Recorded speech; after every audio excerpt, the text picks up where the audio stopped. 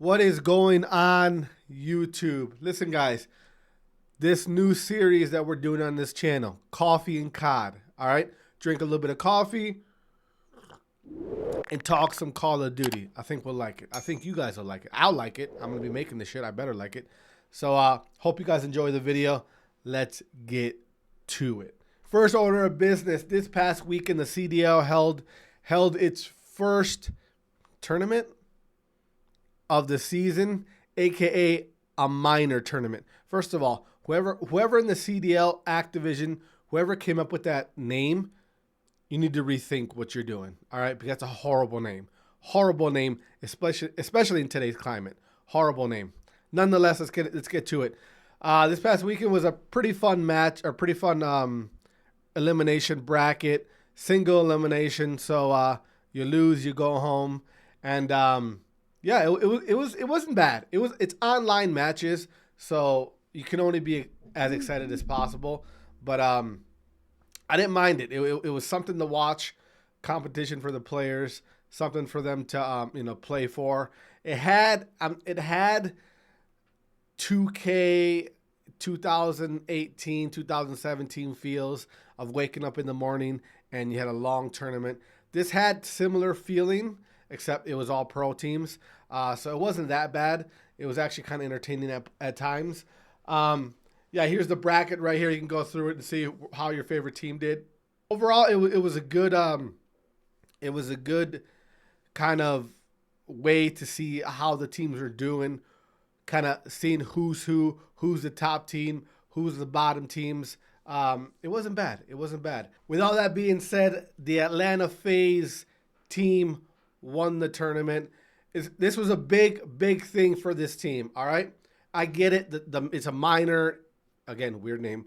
It's a minor. It's online tournament. It's not that big of a deal, but for this team, it was. These guys have been taking a lot of criticism within the community. They started the season not looking too hot, which is weird for this team. All right, this has consistently been one of the top 3 teams since the league was even a thing created.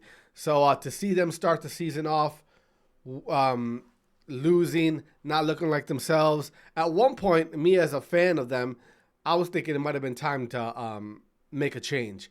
But coming into this tournament, they pretty much proved everybody wrong. All right, they proved us all wrong. They shut us all up. And winning this tournament for them is a huge turnaround, and I think puts them back on the path of being one of the elite teams in the league. So, huge win for Atlanta FaZe. Congratulations to these guys. They get, 20K and 30 CDL points.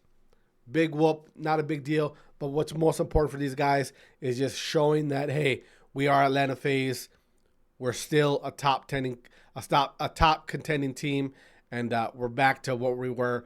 And it's huge. It's just overall huge win for these guys. So I'm happy for them. Hopefully this starts off a good trend of consistently beating the top teams. One of the big viewpoints of this tournament for them is them easily beating the LA Thieves, a team that many consider in this league to be the top team as far as being a God squad. LA Thieves are for sure number 1 in that point. But Atlanta FaZe beating them kind of shows, all right, y'all got all the players, but you still got to put the work in. If you don't put the work in, us top teams who've been a team for the last 2-3 years, like Atlanta FaZe, 9 times out of 10, we're going to beat that team with all talented players, just for the simple fact that we're an actual team with good players. So shout out to Atlanta FaZe. Congrats to them. And of course, we cannot make a video and not talk about how Optic Gaming did. They made it to Sunday. They played the Ravens in the semifinals. They lost to the Ravens. It was a pretty good series, in my opinion.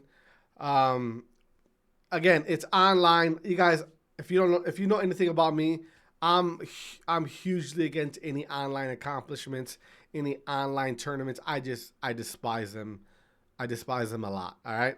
So this tournament, if you're an Optic fan, watching your team lose in this tournament when they're a heavy favorite to win the whole thing, it shouldn't be time to panic. All right, it's one loss, online tournament, not a big deal. It is what it is. Either way, Optic finishes top 4 in the tournament. Well, top 3, top 4, whatever in the tournament. So not too bad out of them. And obviously, in true Optic Greenwall fashion, the team loses. You go on the timeline. The fans are mad.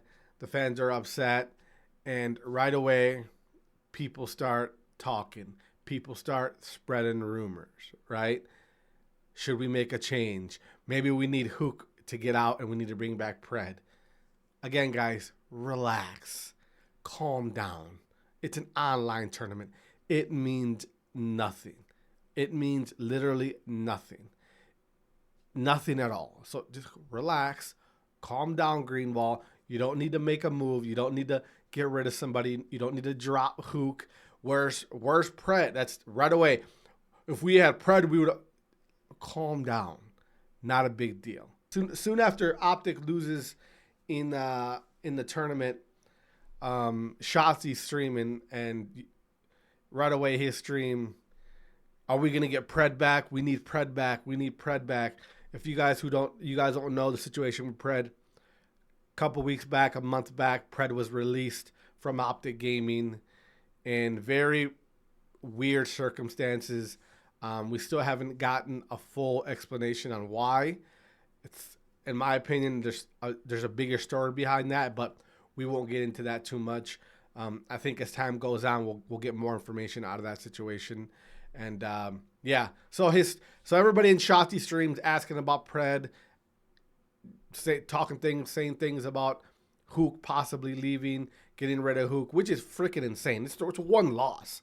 One loss and you want to dismantle the team already. It's insane. So here Shotzi's discussing about bringing Pred back, not bringing Pred back. And it's pretty obvious it's not happening. Check it out. Do I miss Pred? I miss Pred. I mean, yeah, I miss AG. But chat, don't think that we're getting like. Chat, you were hearing it from here first. Don't think we are getting AG, dude. You fucking idiots.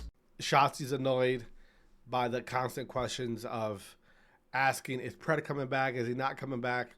You guys, what you got to understand, all right? You got to understand, when it comes to Pred, there's a big story there. There's more than what Optic, than what the players on Optic, than what Hex. There's more to that story, all right? We're not going to see Pred on Optic Gaming at all for the rest of the year. He's done, all right? In my opinion, I can't really, if he's going to come back at all, it's hard for me to even think about him coming back this year. Okay. Again, there's more to that story. There's more to his situation on why he got kind of dropped from Optic. They want to say he left, but why he got dropped from Optic. And the way the players have been silent, and when they do talk about it, you get weird clips like that with Shotzi. It's like, how can you just sweep under the rug that type of player in Pred who helped you win a world championship, right? So it's just, again, it's a weird situation with this Pred thing. And as time goes on, we get reminded how weird it is. And we get reminded about the non-answers that we get from this team and from the players, from the org. So it's going to continue to spread in rumors and make people wonder, make the fan base wonder, until we get an actual explanation, like a real detailed explanation on what actually happened. Optic, all the players, Hex, they're never going to hear the end of this shit with Pred. All right? If you guys want this stuff to stop, you need to give your fan base, the Greenwall, a real explanation on why this thing happened with Pred. All right? You have to. It is what it is. Until then, suffer the consequences of people consistently asking you and spamming in your chats, Pred, where's Pred? It's going to happen until they get a real detailed explanation on why he had to leave. All right? So take it. I was scrolling through my timeline on Twitter, X, whatever you want to call it. I'm going to call it Twitter. You can call it what you want. Scrolled on my timeline and I seen this post from Optic JP. If you don't know who Optic JP is, he is a coach / analyst for Optic Gaming, Optic Texas. And as you can see in this post, he said, getting copyrighted for educational VOD analysis content by YouTube from the CDL. AKA the CDL is copywriting his YouTube videos. All right? Again, let me repeat that. The Call of Duty League is copywriting the videos of one of the coaches / analysis of Optic Texas. All right. Another huge L from the Call of Duty League. Call of Duty League, read the room. All right. Read the room. Understand the things you do before you do them. You're telling me that the coach, one of the coaches for the team that contributes 95 to 98% of your viewership, that keeps your fucking league alive, can't use your content on their YouTube channel? Are you insane? Call of Duty League, are you insane? Read the room, all right? Read the room. Without this team, without Optic Texas, CDL, you don't exist, all right? The league is literally being carried by Optic Texas. Their coaches, their players should be able to use any content from your channel or your stuff whenever they want, however they want. All right? They own you, literally. Literally. If Optic Texas said, hey, if they told the Green Wall, if Optic Texas told their fans, hey, don't watch the CDL anymore, you would see a major dip in your viewership. Major dip. So when I see posts like this, again, this is just another reason that, in my opinion, CDL has to go. It's got to go. All right? CDL has to go. I hope you guys enjoyed the video. I hope you have a beautiful morning. Happy Monday. And enjoy your coffee, all right? Talk to you guys later.